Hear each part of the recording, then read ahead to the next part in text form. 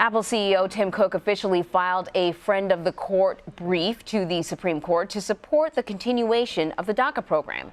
The immigration policy allows protection of immigrants living in the U.S. who were brought here illegally into the country as children. CBS Evening News anchor Nora O'Donnell spoke to Apple CEO Tim Cook back in June about the program and why the tech giant supports it. These folks that we have in Apple, and I believe they're largely representative of the total Dreamer population. We have 300 plus. They are every bit as a U.S. citizen as I am. And I just can't conceive why anyone would spend 30 seconds in thinking they're not. I mean, these are kids that came in at 6 months old and 1 year old and 2 years old. They didn't make a decision to climb a wall. This is not about numbers. This is not about politics. This is about humanity. But it is a rallying cry. Cook also signed a letter to Congress along with 300 others to support DACA, and he joined more than 100 business leaders in asking Congress to find legislative ways to protect DACA recipients. So with more on this, we are joined now by CNET senior producer Dan Patterson. Thank you, Dan. So we heard Tim Cook essentially say this is about compassion. But is it just about compassion for Tim Cook?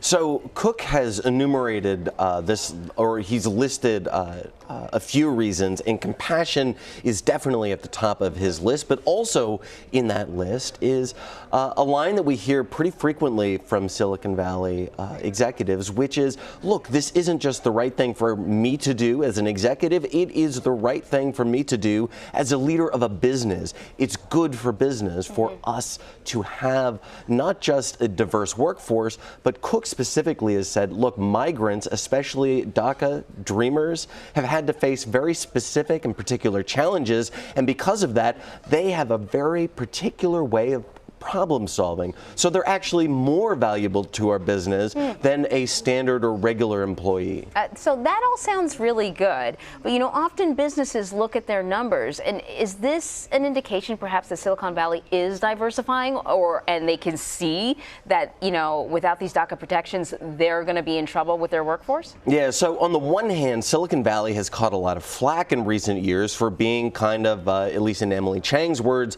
a brotopia of white men. On the other hand, Silicon Valley does value diversity, and they also look at the numbers and they say, hey, look, we live and breathe data. Data is profit for us, and data doesn't discriminate. So when we look at profitability, good employees, good behavior, things that build our business, it's undeniable that if you have migrants and they are solving problems in unique ways that help our business grow and flourish, the entire industry is undergoing a sea change right now where the data does inform hiring practices. So then how active or involved can we expect Apple or Tim Cook to get involved in these hearings once they begin? Well, that's an interesting question, Anne-Marie. So Apple is a corporate entity. Tim Cook is the executive of this corporate entity. Tim Cook is also gay and has been very outspoken on human rights issues. And in the industry, he is known for taking a personal stance on issues that other executives might not. However, Apple still remains a corporate entity, and I think that we can expect their politics to remain pretty stable or consistent. Cook, on the other hand, I think we can see him at least adopting these lines of compassion plus good business equals good leadership. Google supports DACA, Amazon supports DACA, but Tim Cook is really sort of putting his neck out there. Why do you suppose that is? Well, I think it's for those reasons, and that he sees his role as an executive as not just somebody who is the steward of a business, but somebody who does need to be a leader beyond, I don't mean a political leader, but a leader in the industry and somebody who can voice opinions because of the power Apple has in ways that some of his peers might not be able to. Could we see like a Jeff Bezos stepping up like this?